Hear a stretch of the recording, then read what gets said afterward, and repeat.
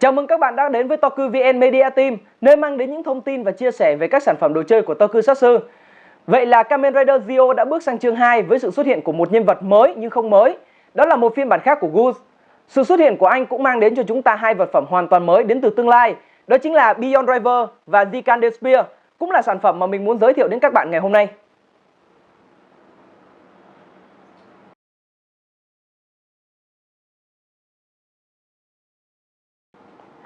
Giới thiệu một chút về nhân vật mới này, để tránh nhầm lẫn mình sẽ gọi anh là Goose trắng, phân biệt với phiên bản cũ là Goose đen như đã được đề cập trong tập 18. Goose trắng là phiên bản khác của Goose đến từ một tương lai khác, nơi mà Gaze đã đánh bại Omazio và trở thành đấng cứu thế. Cũng giống như Goose đen, Goose trắng quay về quá khứ để đảm bảo dòng thời gian này tiếp diễn. Nhưng có một điểm khác là anh có thể Henshin thành Kamen Rider Goose bằng driver hoàn toàn mới, Beyond Driver. Về phần hộp thì cũng không khác gì mấy so với Jiku Driver, vẫn có hình ảnh của sản phẩm chính Rider sử dụng. Trước mắt các bạn là Beyond Driver, sản phẩm chính của chúng ta ngày hôm nay. Nhìn tổng thể, driver có thiết kế đơn giản, không quá góc cạnh cầu kỳ, tạo cảm giác khác biệt so với những driver trước đây. Toàn thân driver là màu đen, nổi bật với màu xanh neon và xanh dương ở các chi tiết cần gạt, viền màn hình và các nút bấm. Thoạt nhìn thì mình cứ nghĩ 4 nút này có thể bấm được, nhưng thực chất chúng chỉ để trang trí mà thôi. Phía trước có một màn hình, nhưng không phải là màn hình điện tử như ở Jiku Driver mà là một màn hình gương.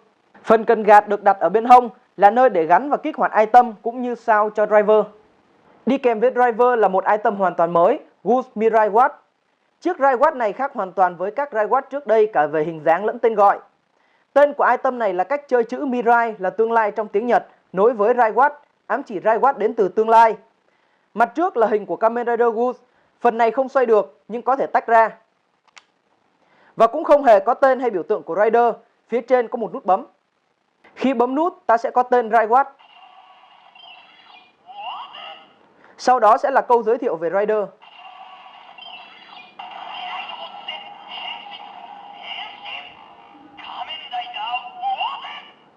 Để Henshin thành Kamen Rider Goose, chúng ta gắn Mirai Watch vào phần cần gạt.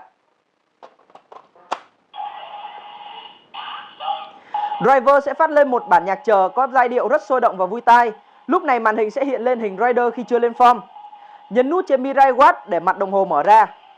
Sau đó đóng cần gạt để hoàn tất.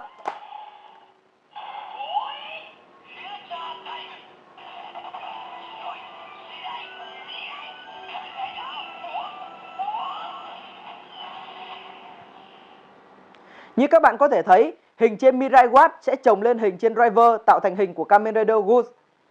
Việc sử dụng hình phản chiếu để tạo hình ảnh trên driver này rất giống với Gamer Driver và gác sát của Kamen Rider XJ. Và để chơi chiêu tất sát, chúng ta chỉ cần mở ra và đóng vào là xong.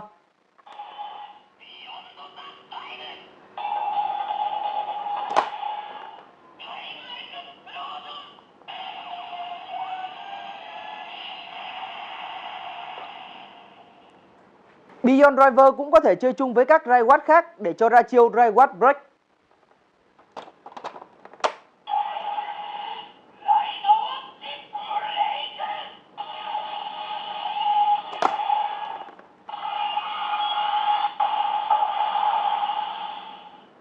Ngược lại, Goose Mirai Watch cũng có thể chơi chung với Jiku Driver cho ra Henshin sao của Goose.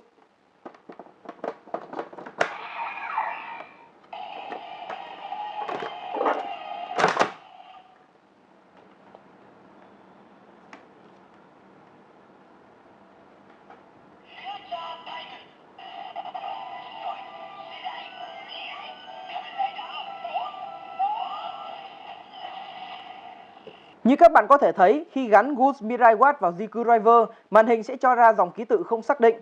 Trong thực tế, đây là trạng thái thiết bị điện tử xuất hiện lỗi hoặc quá tải. Vì thiết bị của Goose tân tiến hơn Jiku Driver nhiều, nên việc driver không đọc được cũng là điều dễ hiểu. Ngoài ra, chi tiết này cũng khá giống với ma trận bất tử trên máy tính Casio, gắn liền với thuở đi học của biết bao bạn trẻ. Tiếp theo là Gigante Spear, vũ khí của Kamen Rider Goose. Tên gọi của món vũ khí này là cách chơi chữ Despair là nỗi tuyệt vọng và Spear là cây thương trong tiếng Anh. Cũng giống như Beyond Driver, màu sắc chủ đạo là đen, nổi bật với các chi tiết đường dẫn và lưỡi bằng nhựa clear xanh. Trên thân có một dãy nút để đổi chế độ và chơi chiêu. Và đặc biệt, tất cả đều là nút cảm ứng. Quả đúng là vũ khí từ tương lai có khác. Khi bật công tắc, chúng ta sẽ nghe được tên sản phẩm. Âm thanh mặc định khi bóp cò là ở chế độ thương. Có tổng cộng 3 chế độ là thương, liềm và quyền trượng. Để thay đổi chúng ta nhấn nút tương ứng.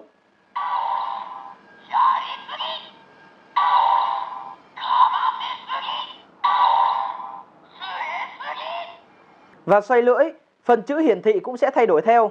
Lần lượt chúng ta sẽ có Yari là thương, Kama là một loại liềm của Nhật Bản và Zue là quyền trượng. Âm tấn công khi chúng ta bóp cò cũng sẽ thay đổi theo đặc trưng của các món vũ khí.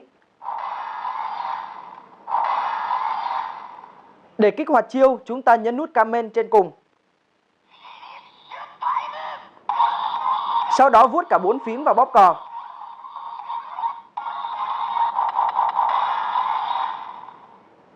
Còn chiêu tất sát chúng ta sẽ làm tương tự nhưng vuốt 2 lần.